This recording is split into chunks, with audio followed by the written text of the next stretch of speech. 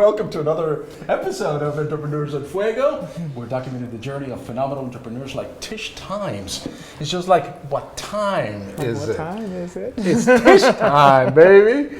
Just an amazing entrepreneur documenting your journey one digital footprint at a time. How you doing, Tish? I'm doing fantastic. How are you doing? I'm doing all right. Thank you so much. Yay. By the way, I love your business card, man. I gotta cut it out like this. And such a cool business card. Whoever designed this gets an A. It's a great picture of you, and it's got all the nice colors and every information. And then here in the back, more confidence, more connections, more clients. That's it. That's what we do. Tell us more. Thank you. Tell us more. Expand on what you do. I will. First of all, thank you so much. I'm really glad to be here today. This is such a cool location. It really is. Thank you. So what I do, what I am passionate about is helping entrepreneurs and sales professionals to sell with unstoppable confidence.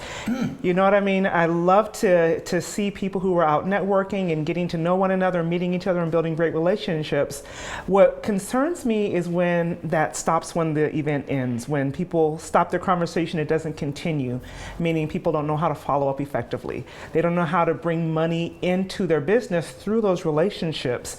And so I teach people how to really have a strategy around their networking, around their sales, so that they can be more confident in the way they present themselves. They can follow up flawlessly and not feel like they're bugging people, because that's the biggest complaint most people say is, I keep calling them and they're not calling me back and I don't want to keep bugging them. Well, I teach them how to bless people instead of bug them, and how to make sure that they can close the sale so that they can continue to grow their business and serve the people that they're called to serve. And I love it. It's amazing. It's a lot of fun. Between the first phone call or the first contact, let's talk about that. Yes.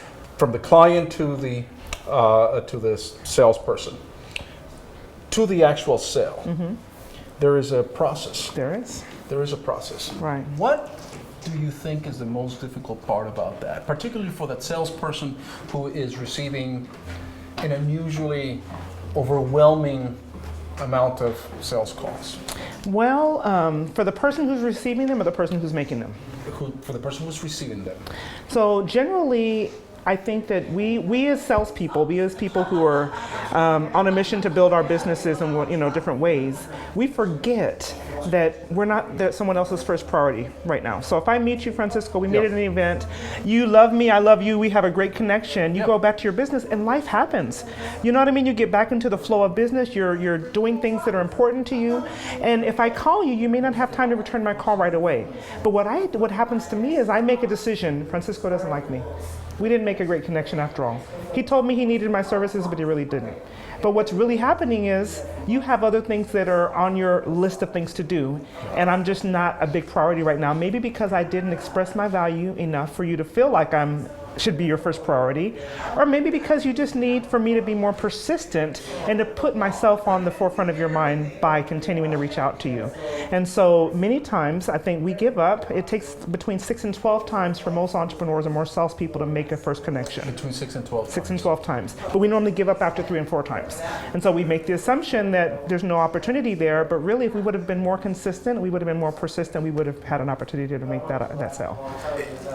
How do you get somebody in the forefront to think about you, though, Tish? Because, I mean, like you said, it's perfectly. Taylor and I talk about this all the time, and I know that I talk about this very issue with other entrepreneurs, is the follow-up. Yeah. Is very hard. It is. It is very hard. Yeah. Because unless I meet 3 people at an event, at a networking event, and they're nice, they're beautiful, blah, blah, blah, or maybe, and I've got maybe 10 business cards from people. Right. Who do I follow up with? Well, I mean, first of all, I recommend that if you go to an event, you don't try to meet 10, 15, 20 people, because the likelihood is you're not going to be able to follow up with 10 to 15 people. Okay. But you make a decision to meet 3 to 5 people, have interactions that are going to be meaningful. So I'm going to remember something about you. We're going to have enough of a conversation where I know what you do. I know something about your passion, maybe a goal that you have set up. I know that your kid has a soccer game on Saturday, something that's really meaningful, so that when I do reach back out to you, I'm not just saying, saying, hi, my name is Tish. I met you at this event. Please call me back. I may say something like, Francisco, it's such a pleasure to meet you. I hope that Johnny does great on his soccer game. I'll be looking forward to talking to you on Monday. Something that's going to make them realize that you cared enough about them to really listen to what they have to say. And that means also I have to be asking the right questions. I always say the person asking the right questions is the person in control of the conversation. And so if I'm asking the right questions, I'm going to be able to gain the information necessary to know how to follow up with them effectively, because now I've learned something about them that's going to be important to them. It doesn't matter if it's important to me, in all honesty. I have to be able to connect with you in a way that's going to be important for you. So when I reach back out to you, out of all the people that called, you're going to be the person that, I'm going to be the person that stands out in your mind. And then on top of that, sometimes we do things like we drop off a pen or something about our business, and it goes in the pile with everything else. So you have to figure out ways to set yourself apart to do it a little bit differently. You can take that same pen, put it in a nice box with maybe your company colors on it, and put a bow on it, and have it hand delivered, opposed to just dropping it off at the front desk like everyone else is doing. So there are several small things that I always recommend for people who are in sales, and as entrepreneurs, we're all salespeople. We have to be able to do things a little bit differently to put ourselves on the forefront of our prospective clients' minds. Paint the ideal salesperson or the entrepreneur in terms of marketing. In terms of marketing. Paint him or paint her. Well, I have 3 what I call avatars. The person that generally is in our role. One who is my favorite, and I call her Introvert Irene, and she's the person who has a great product, a great service, but very few people know about it because they don't know how to get out there and express themselves. And when they do, they're not going to say anything, right? It is me, believe it or not. It is me. That's why I'm so passionate about introverts, because I'm an introvert. I've just been very, very intentional about coming out of my shell and learning how to make my shell work for me. You got me fooled, man. I'd never I promise you, I am. You talk to my family, they'll tell you. Oh my gosh. Okay. Then I have who I call salesperson Susan. That's the person who knows her thing. She's out, she's rocking and rolling, and she's meeting lots and lots of people. But when you look at her bank account, it doesn't reflect all the activity that she's had, right? And then you have networking Nancy. This is the person who networks her tail off, and she doesn't ask the right questions.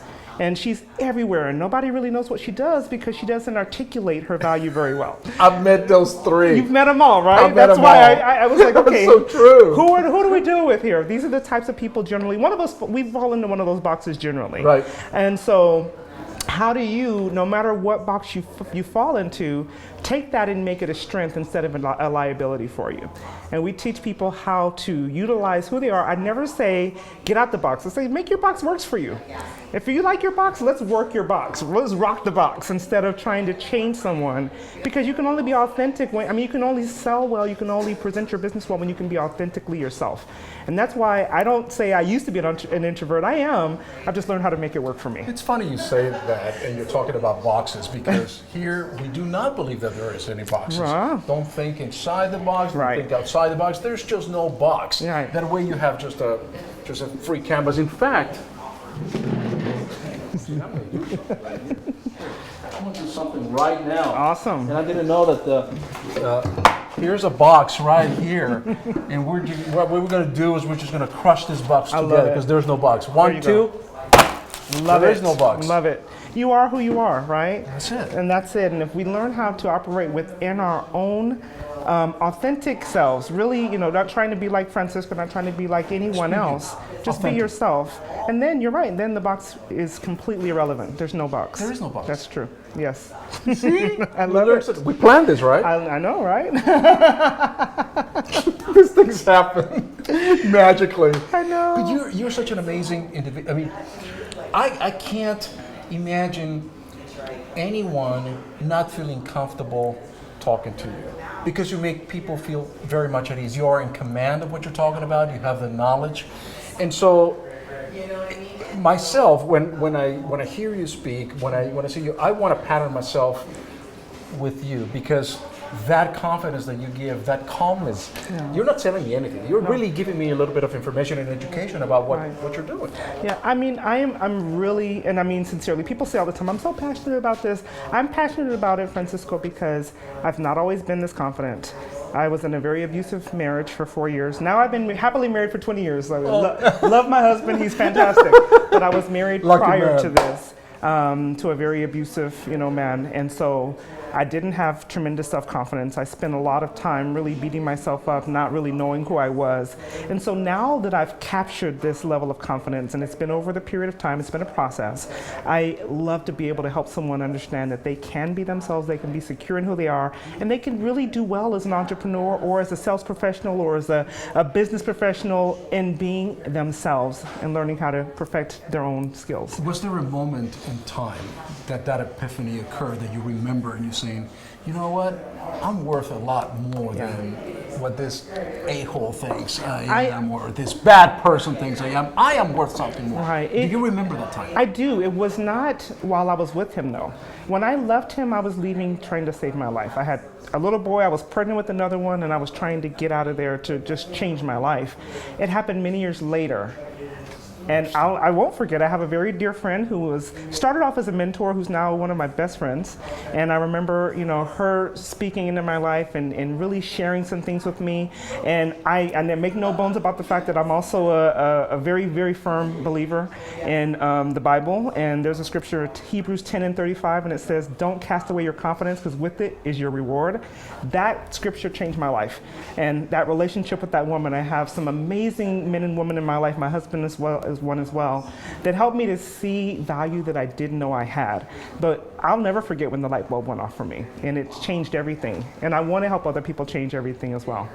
You're awesome, man. Likewise, thank you. You're so terrific. I mean, such a great connection. You're an amazing person, and I really appreciate you giving us this story and being so open about what your past is. Because a lot of people that are watching this thing, they're going to go, you know what? I can do that. Absolutely. I can do that. I can overcome things. Absolutely, yeah. I mean, I didn't always, but now I know the importance of sharing the story. It took me 10 years to share that story. So don't think that it's like I've been doing it from the moment I walked out. It took me a long time to feel comfortable enough not only to share it, but to realize that other people's freedom comes from hearing that they're not the only ones going through what they're going through, or they can excel in their lives as well. So I share it now, not so that I can broadcast my own past, but so I can help someone else to overcome. The sad thing about this, the sad thing about this whole episode today, is that we have to end it. I know. I'm having so much fun. I know, me too, man. I'm like, I don't want to end it. I know. So we're going to have to get you back here sometime yes, very absolutely, soon. Absolutely. Anything I can do to help. I love this place. I want to be able to help as I can. You're so awesome. Thank you for having me. And thank you for coming. And with that, we are out.